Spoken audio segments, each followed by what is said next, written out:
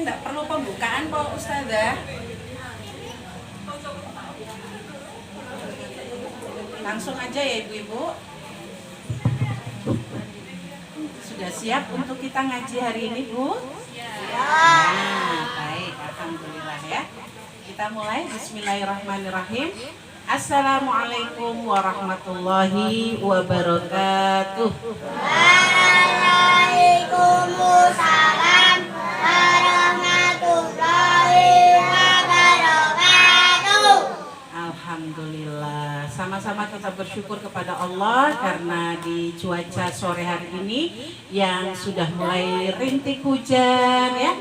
Tapi panjenengan semua oleh Allah dimudahkan untuk hadir di tempat ini, dimudahkan untuk menghadiri tempat belajar.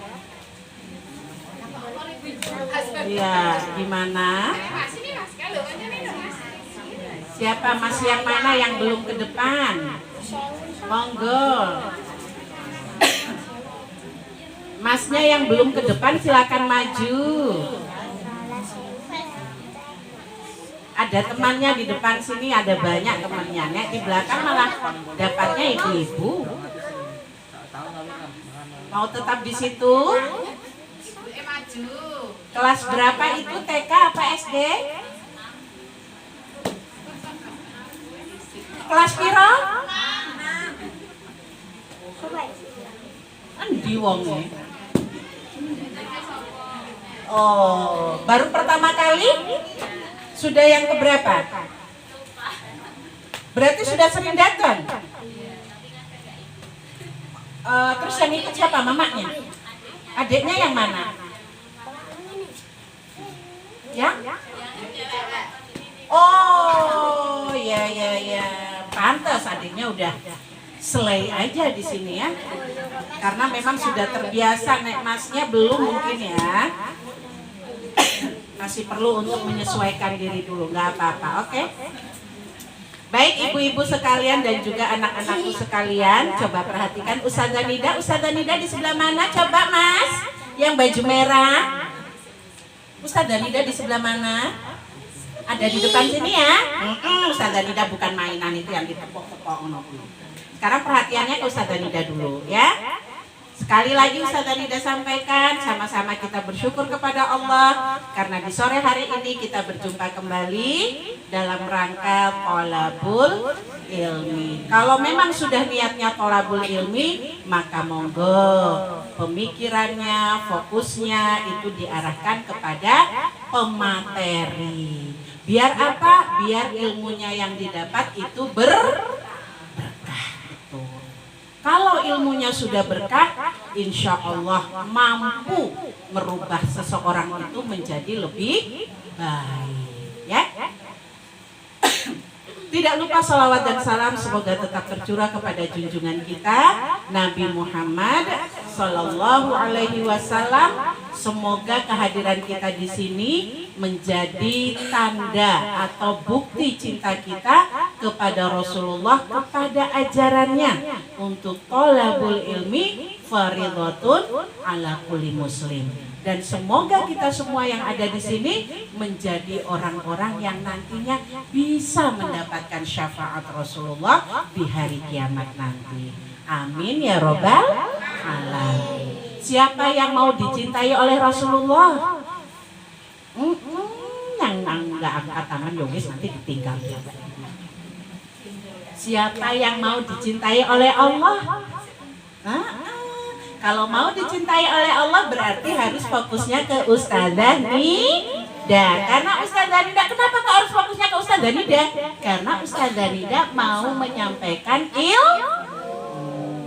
yang ilmu ini bisa jadi tidak kalian dapatkan di mana-mana. Ya. Hari ini Ustazah Nida ingin bercerita terlebih dahulu.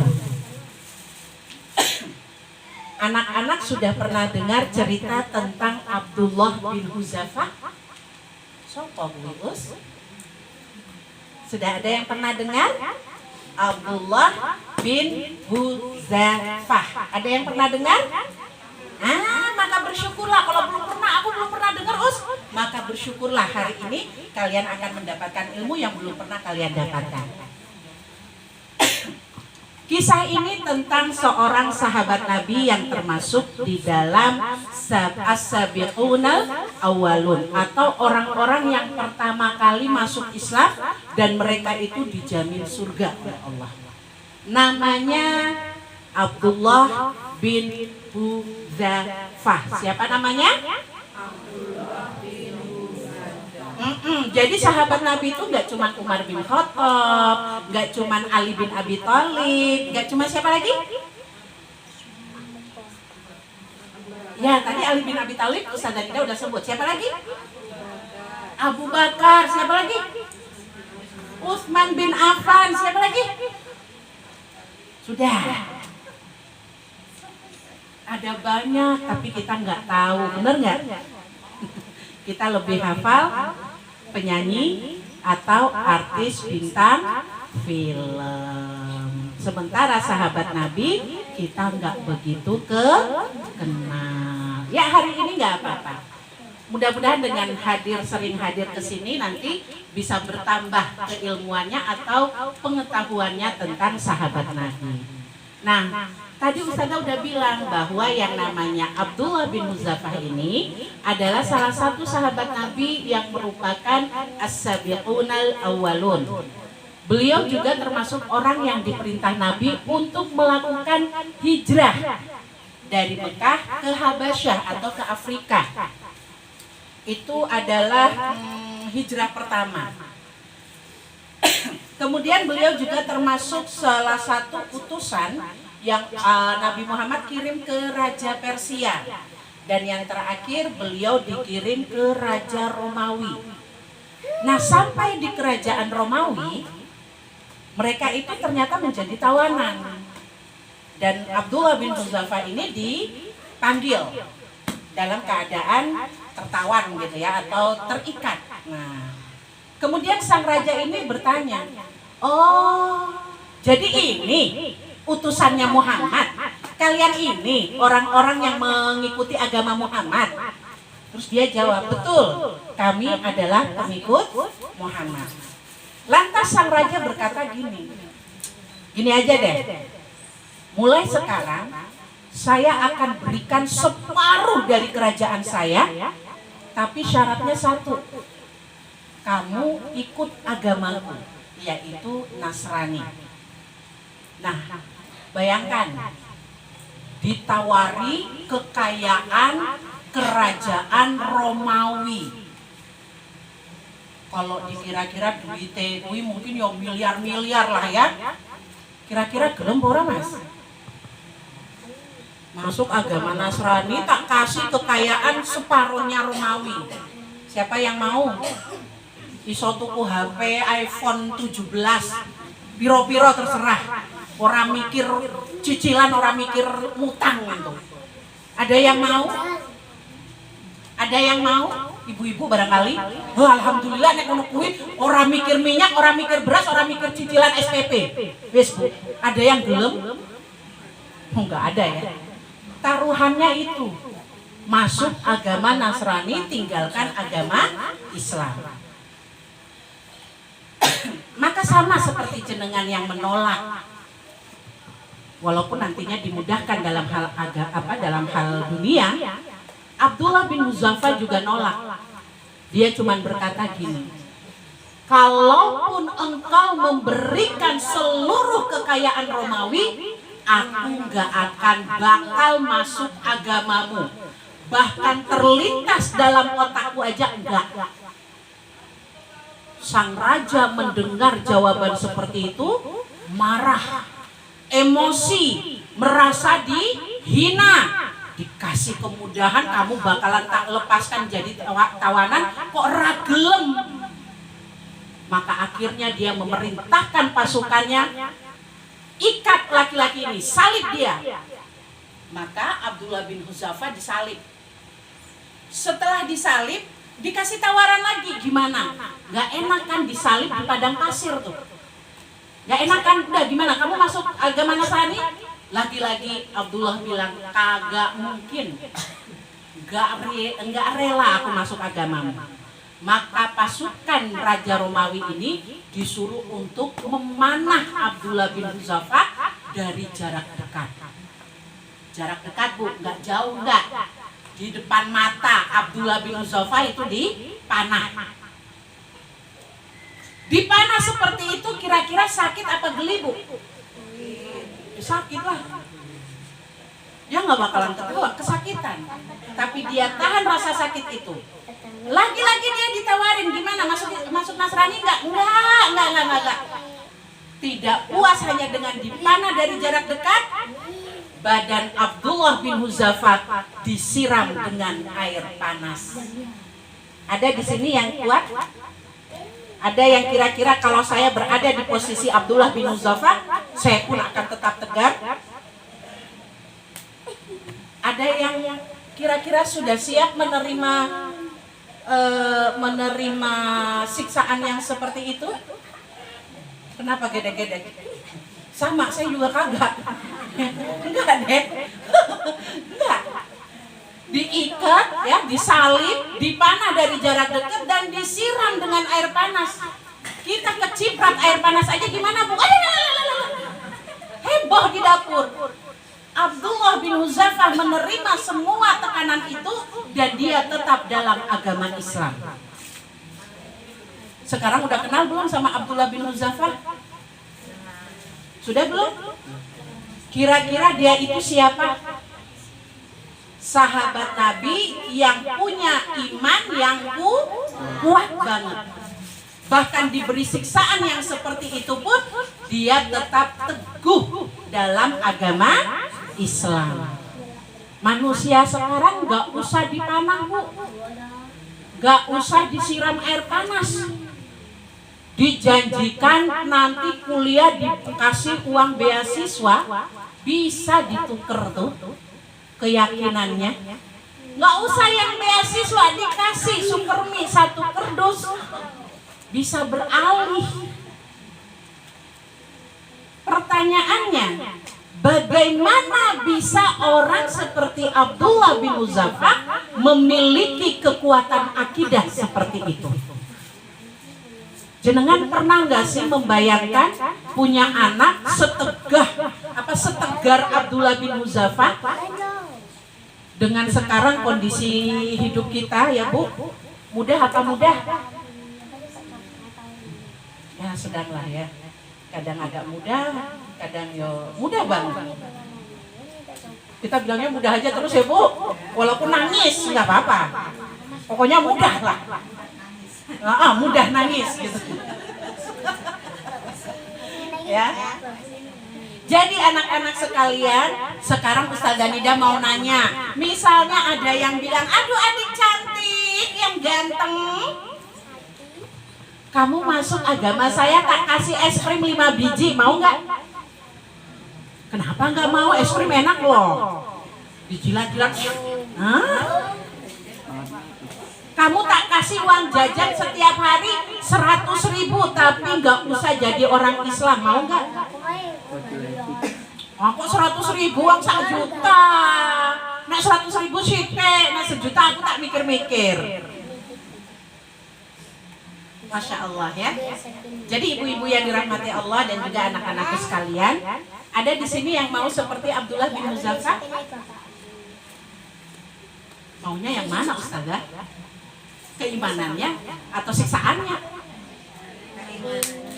Mau yang mana? Kuatnya iman Abdullah bin Hudzafah.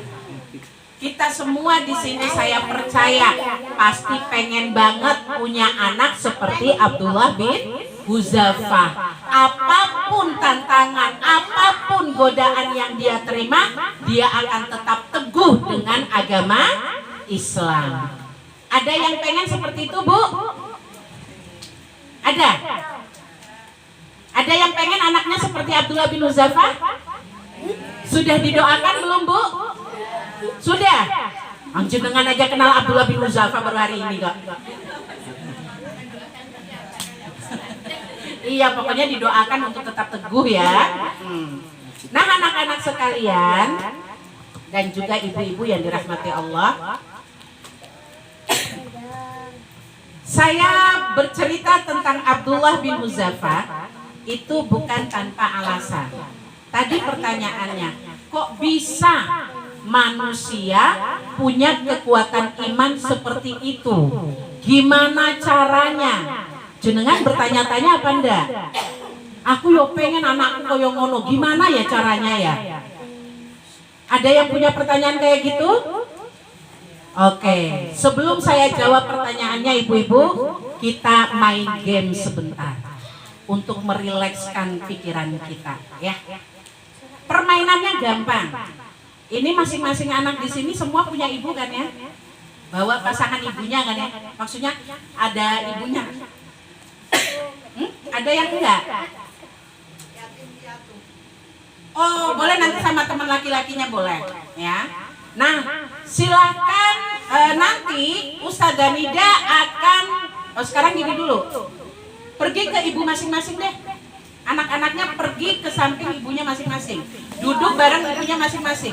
Boleh maju ke depan ya, Bu? Boleh maju ke depan biar lebih luas. Dua nggak apa-apa, 6 aja boleh kok. Silakan, Bu.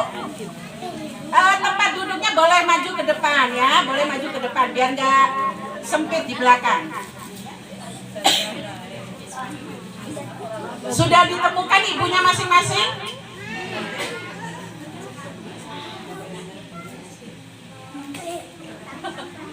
Sudah ketemu belum? Oke, masnya, kamu ada ya? Oh, kamu juga punya ibu ya? Bentar, saya nyari dulu. Ada nggak ibu yang bisa? Nggak ada ya, bukan mahramnya semua ya? Bukan mahramnya semua. Oh iya, Mas. Kamu dengan Mas Bintang ya?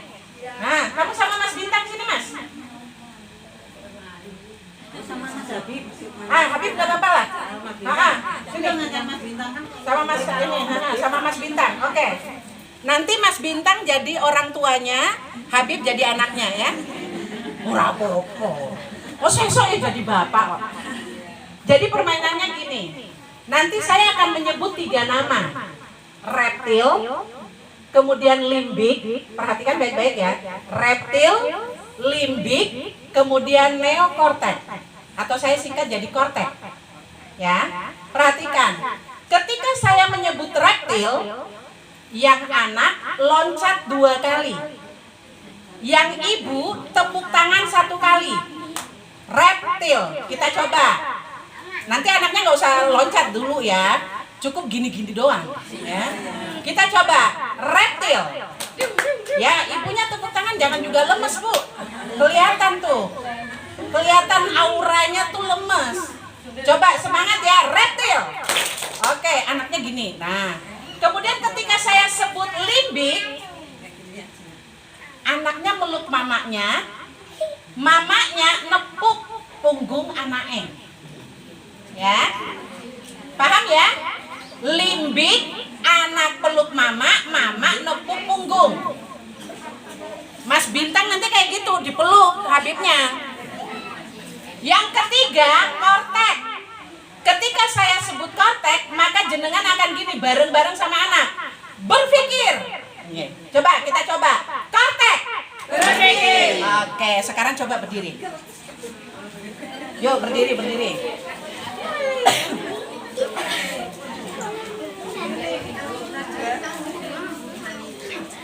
Siap ya?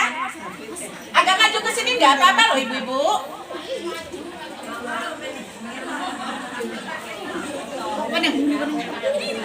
Sini, Habib di sini, Habib di sini, di depan sini. Nggak apa-apa, di depan nggak apa-apa. Kalau di situ gimana caranya kalian berdua nanti pelukan, miring jadinya. Sini, sini, ke sini nggak apa-apa. Mas Bintang ke sini. Siap ya? Kita coba dengan reptil dulu. Ingat reptil apa tadi? Ibunya ngapain? Tepuk tangan. Anaknya loncat. Kemudian kita coba dulu reptil. Oke, reptil, limbik. Limbik. Ini peluk, makanya berhadapan, saling berhadapan. Nah, gitu. Gak apa-apa, nanti atau tepuk pundaknya karena dia anak laki, ya. Tepuk pundak boleh. Nggak usah sampai dipeluk, nggak usah. Tepuk pundak aja. Siap? Kortek. Berpikir. Oke, siap. Ingat ini tangannya harus telunjuknya naik ya. Berpikir. Itu. Siap. Saya ulang. Kortek. Limbik. Ojo salah loh Bu, ojo salah. Kemudian reptil.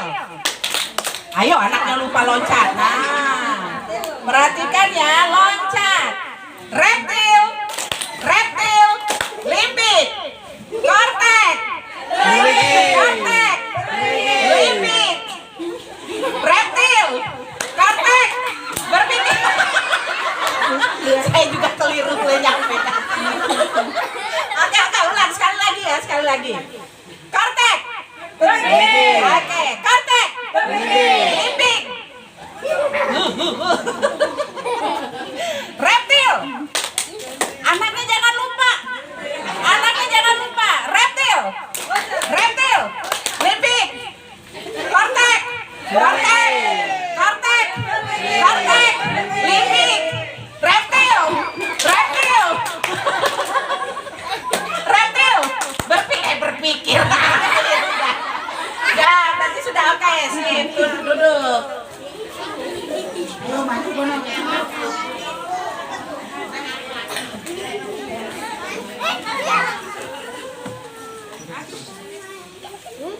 Oke, alhamdulillah ya.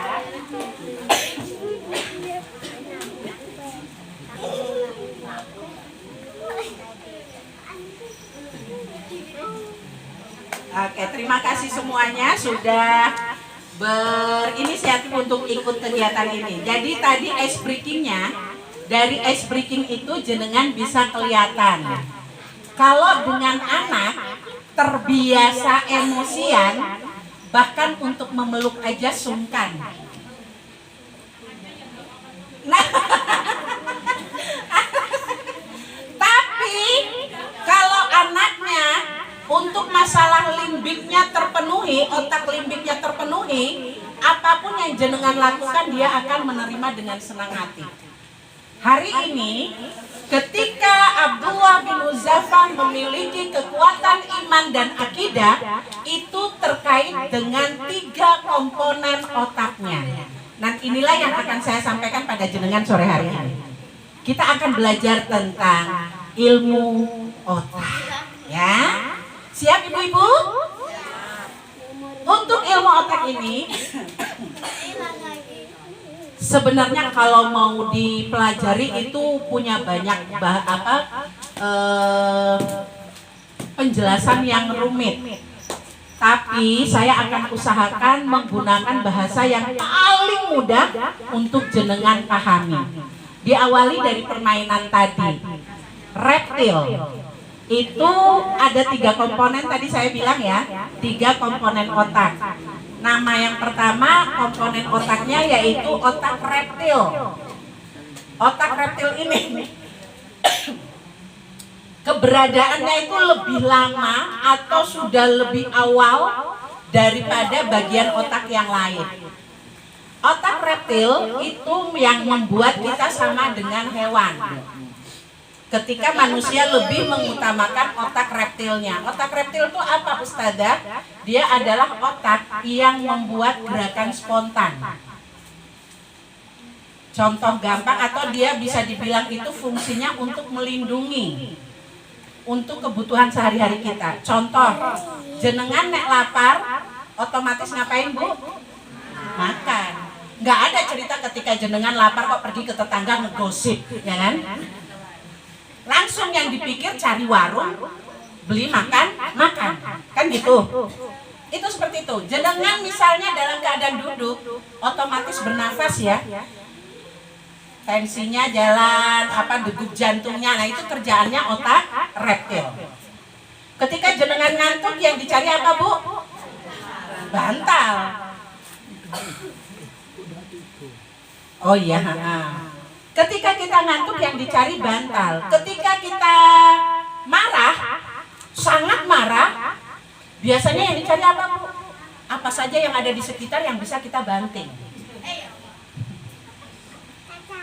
Dengan begitu kelihatan Bu, ya, anak saat tiba-tiba dia nangis dengan kencang, marah, dia nangis, dia banting barang, itu karena otak apa tadi? Otak reptilnya yang lagi aktif. Ya, perhatikan di sini ya. Sama dengan binatang. Sapi hari-hari hawannya apa Bu? Mangan. Kasih rumput otomatis langsung makan. Dia nggak mikir dulu, tadi aku udah makan, kayaknya nggak usah makan aja lagi ya. Enggak. Begitu dikasih rumput langsung makan. Karena memang pertahanan hidupnya itu makan. Ya, jadi otomatis.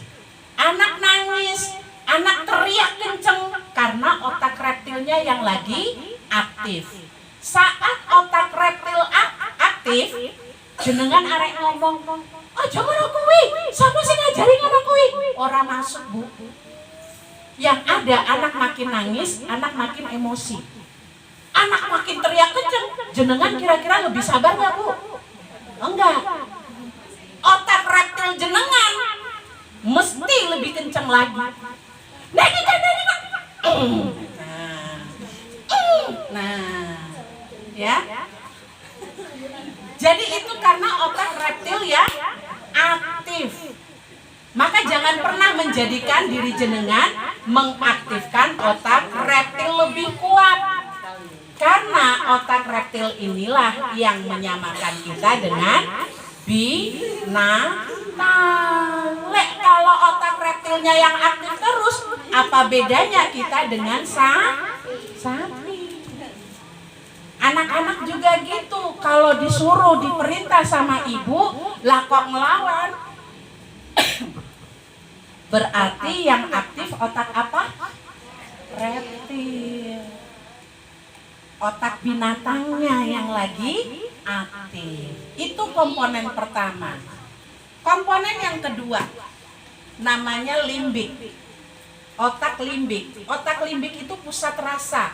Sedih, kecewa, marah, kemudian apa? Bahagia, senang, iri hati, hasad. Itu kerjaannya otak limbik.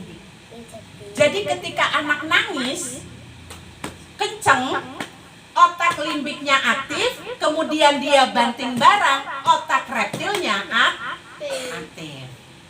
Jadi dua otak primitif ini yang bekerja lebih dominan. Sampai di sini paham nggak Bu? Paham ya? Bahasanya bisa dipahami ya? Mudah ya? Berarti udah ngerti. Oh, berarti kalau anakku marah, anakku lagi sedih, otak apanya yang aktif? Limbiknya yang aktif. Dia nangis banting pintu, apa yang aktif? Reptil yang aktif. Dia makan aja bawaannya. Reptil, ya. Jajan we. Ya pancen ono otak reptilnya sing gawe dia jajan terus. Nah, nanti ini terkait dengan komponen ketiga yang bisa mengatasi otak reptil dan otak limbiknya. Perhatikan, yang ketiga yang tadi saya teriak, neokortek. Nah, neokortek itu adalah otak yang baru-baru ini istilahnya bisa dipelajari. Baru ditemukan tuh, ternyata manusia punya satu komponen yang bisa merubah manusia ini menjadi lebih kuat atau lebih lemah dalam hal imannya. Nah, ini nanti kaitannya dengan Abdullah bin Hudzafah tadi. Abdullah bin Hudzafah ketika disalib, ketika dipanah, otomatis otak reptilnya pasti bekerja. Takut, teriak, itu sakit. Itu otak reptilnya. Kemudian apa? Limbiknya akan berkata itu menyakitkan, itu menyedihkan.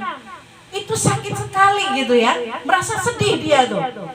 Tapi satu komponen ini tadi, neokorteknya, yaitu otak timbangan.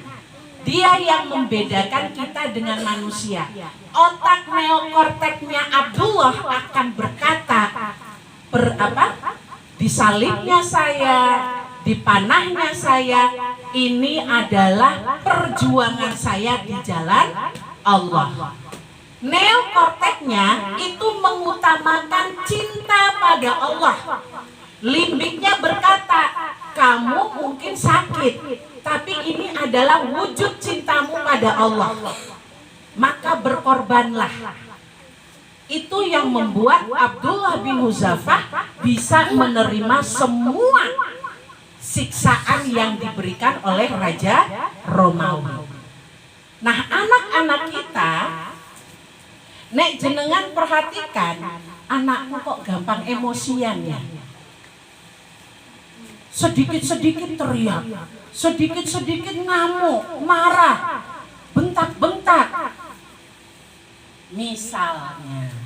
Misalnya kalau di sini insya Allah ketok iki anak-anak gitu anteng kabeh.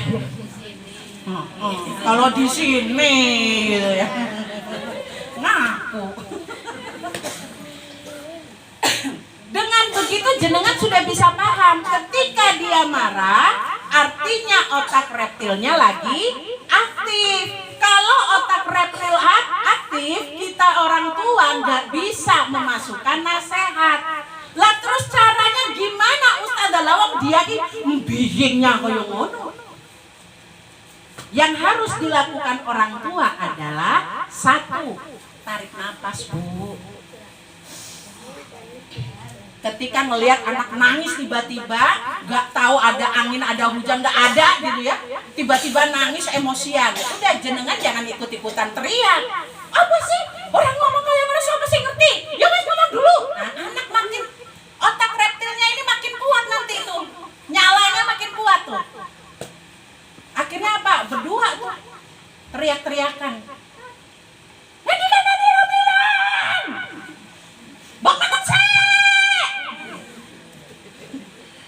Ya. Nah orang mana mau yang wes kena luka. Nah, wes. Reptil di konkoyong ngono lunga. Ya. Kalau masih anak-anak segini mungkin masih mikir dulu, aku keluar nanti aku nggak makannya piye ya. Ya wes tak tahan nih, nanti ketika dia sudah punya kemampuan, jenengan ngomong kayak gitu, berangkat. Ya. Jadi ini yang perlu diperhatikan. Ketika dia punya otak primitif aktif, jenengan otak primitif juga ada, maka itu diturunin tuh. Turuninnya pakai apa?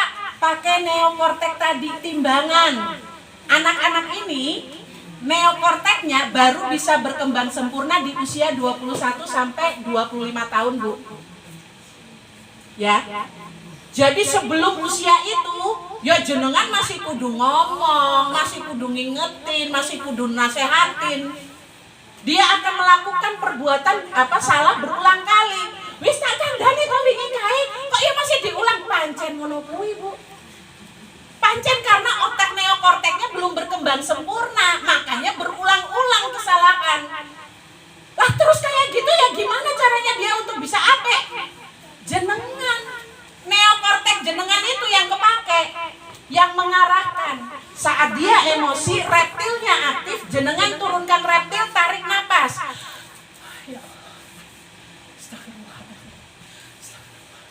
Itu akan ketika kita tarik napas, Bu, ya, itu kita punya bukan dopamin, tapi amigdala kita tuh akan menurun.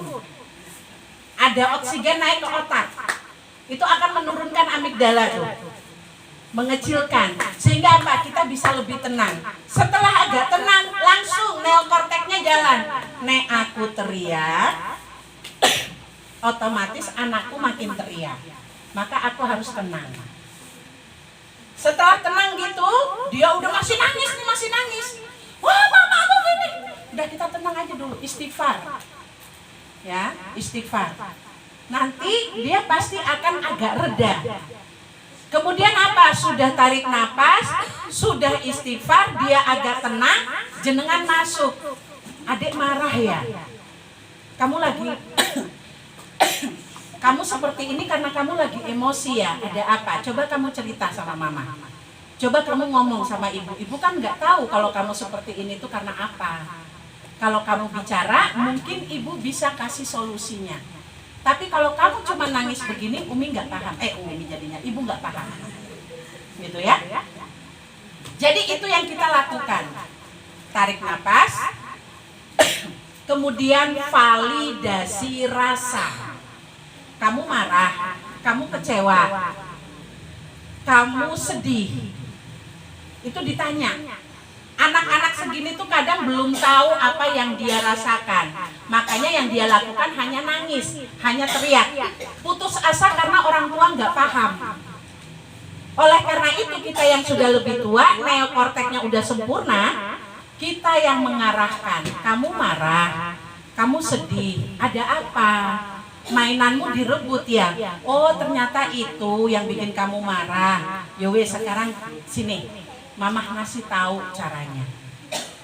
Kalau kita mengambil langkah seperti itu, insya Allah anak akan bisa tenang. Reptilnya akan mengecil. Dengan begitu dia pun diajarkan, neokorteknya belajar untuk nek saya marah tidak harus langsung teriak. Kenapa kok anak bisa marah-marah ketika dia itu dalam keadaan jengkel? Bisa jadi dia ngeliatin emaknya kayak gitu. Jadi otak ini Bu, ada namanya mirroring neuron. Jadi otak itu menjadi cermin. Dia akan ngelihat orang sekitar dia seperti apa, itu yang dia lakukan. Anak sering teriak, anak sering nangis, anak sering buang barang atau apa, itu karena yang dia lihat sekitar dia seperti itu. Aku yang ngomong, perhatikan yang dia lihat. Misalnya tontonan ya. Aku tahu ngomong kasar kayak gitu. Anak melihatnya lewat HP.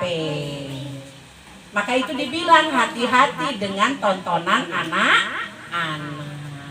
Ibu-ibu sekalian, kira-kira materinya berat nggak ini? Jenengan paham nggak yang saya sampaikan?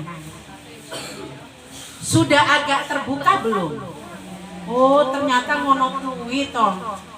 Walah, rupanya selama ini ketika aku ngomong, dia juga ngomong. Ini karena kami berdua sama-sama mengedepankan otak apa Bu? Reptil.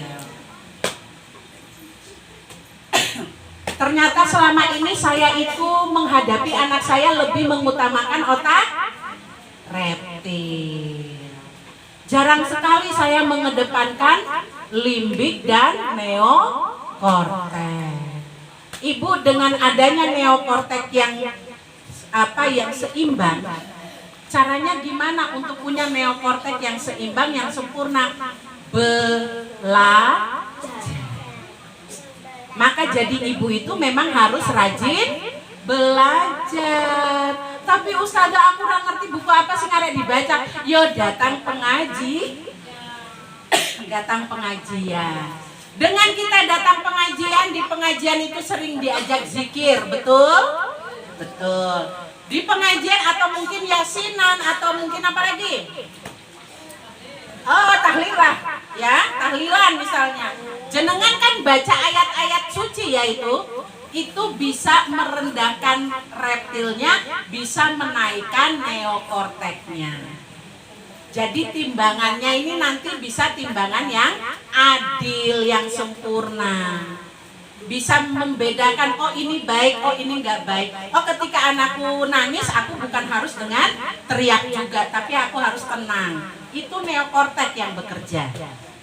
Timbangannya yang bekerja. Kalau anak-anak saat ini melakukan hal-hal yang belum baik, karena memang neokorteknya belum sempurna. Ning nek kayak jenengan yang sudah lebih dari 25 tahun, yang sudah 40-an tahun, kok masih melakukan hal-hal yang gak benar? Wih tandane apa Bu? Neokorteknya gimana? Bukan belum sempurna, tapi rusak. Jadi bukan karena belum sempurna, aku neokortek kurang sempurna, ora. Karena udah rusak. Yang harusnya diisi dengan ilmu, diisinya dengan sinetron, ngurusin tetangga, ngono-ngono kuwi lah. Ya. Jadi demikian ibu-ibu, saya berharap pembahasan kita hari ini mungkin terasa kok kayaknya pengajian kok isinya koyo ngono kuwi Bu. Apa? Kok harus belajar tentang otak barang? Saya pengen jenengan punya kesadaran. Nek selama ini jenengan ngaji itu cuma secara spiritualitas. Tapi hari ini saya ngajak untuk sedikit ilmiah. Ternyata keimanan saya, ternyata harus saya baik atau tidak baik itu tergantung ilmiah otak saya. Jadi lebih sadar. Bukan hanya karena memang harus baik, memang harus ini, enggak. Tapi sadar, saya perlu baik. Karena kalau saya nggak baik, artinya otak reptil yang aktif. Orang pengen kan disebut sama dengan kambing tuh Bu? Pengen disebut kayak banteng, begitu ketemu kain merah langsung nyeruduk, kan nggak mau. Jadi itu ya Bu, 3 komponen otak yang mempengaruhi keimanan ataupun kedurhakaan anak. Maka jaga baik-baik 3 ini. Yang reptilnya dikecilkan, ya. Yang limbiknya dibesarkan dengan cara apa? Sering dipeluk, dengarkan ceritanya. Kalau dia ngomong jenengan nggak usah terus, oh ya Allah kayak begitu aja. Jangan Bu. Mama aku tadi gini-gini di sekolahan kayak begini. Nah terus aku kan begini-begini. Oh ya Allah, kamu sedih ya? Ada validasinya. Oh aku tuh jengkel banget karo kancaku kuwi kok iso dia kayak begitu. Ya. Mama paham. Itu kadang orang tua, begitu anaknya bilang, "Ma, tadi aku disuruh." Makanya mama udah bilang kan, jadi anak tuh gak usah kayak gitu. Udah gitu ditambah ceramah 5 bab. Wih, rampung. Anak gak denger. Kamu tuh dikandani kayak orang ireng. Ya iya, karena reptilnya yang bekerja terusan. Paham sampai di sini ya, Bu? Berarti kita harus lemah lembut bukan karena apa? Tapi memang dalam rangka menciptakan atau menumbuhkan ketakwaan pada anak membutuhkan kelembutan. Kelembutan itu bukan berarti yang ngomong juga, oh iya enggak. Ya. Wah kata Ustazah Nida harus lembut. Ya wes anak kita apa? Oh nggih, mboten napa. Bukan itu. Ya, tapi mampu membedakan mana yang baik dan mana yang benar. Oke, sampai ke sini mudah-mudahan bisa dipahami. Mohon maaf kalau ada kekeliruannya. Saya tetap mendoakan panjenengan walaupun dalam keadaan sendiri mendidik anak-anak, tapi Allah mampukan, Allah kuatkan hati panjenengan, Allah kuatkan keinginan panjenengan untuk selalu belajar agar bisa menjadi ibu yang lebih baik dari hari yang kemarin. Tidak ada ibu yang sempurna, yang ada adalah ibu yang selalu mau menjadi yang lebih baik dari hari yang kemarin. Mudah-mudahan Allah mudahkan panjenengan semuanya. Saya akhiri. Assalamualaikum warahmatullahi wabarakatuh.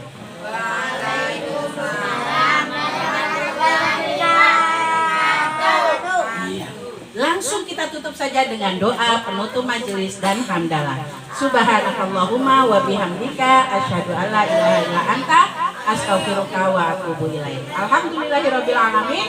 Assalamualaikum warahmatullahi wabarakatuh.